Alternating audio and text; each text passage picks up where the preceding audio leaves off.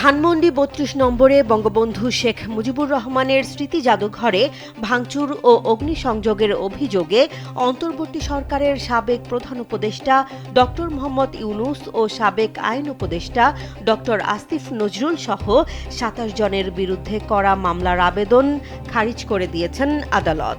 আদালতের ভাষ্য, মামলাটি গ্রহণ করার মতো প্রয়োজনীয় উপাদান পাওয়া যায়নি।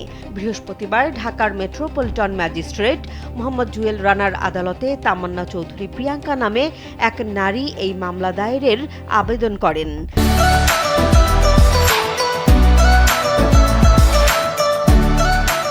বাদীর জবানবন্দি রেকর্ডের পর আদেশ অপেক্ষমান রাখা হয়। পরে ফৌজদারি কার্যবিধির ২০৩ ধারায় আবেদনটি খারিজের আদেশ দেন আদালত। আবেদনে ড ইউনূস ও ড আসিফ নজরুল ছাড়াও সাবেক উপদেষ্টা রেজওয়ানা হাসান, সাবেক প্রেস সচিব শফিকুল আলম, সাবেক স্বরাষ্ট্র উপদেষ্টা জাহাঙ্গীর আলম চৌধুরী ও সাবেক সংস্কৃতি বিষয়ক উপদেষ্টা মোস্তফা সরোয়ার ফারুকীর নাম রয়েছে। তালিকায় এনসিপির কয়েকজন শীর্ষ নেতা এবং অনলাইন অ্যাক্টিভিস্ট ও রাজনৈতিক বিশ্লেষকদের নামও রয়েছে।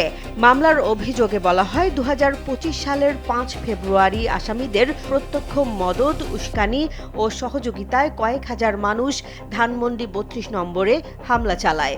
লাঠি, সোঁটা, হাতুড়ি ও দাহ্য পদার্থ নিয়ে ভবনে ঢুকে ভাঙচুর ও অগ্নিসংযোগের পাশাপাশি গুরুত্বপূর্ণ দলিল, বই ও ঐতিহাসিক নিদর্শন ক্ষতিগ্রস্ত ও লুটের অভিযোগ করা হয়।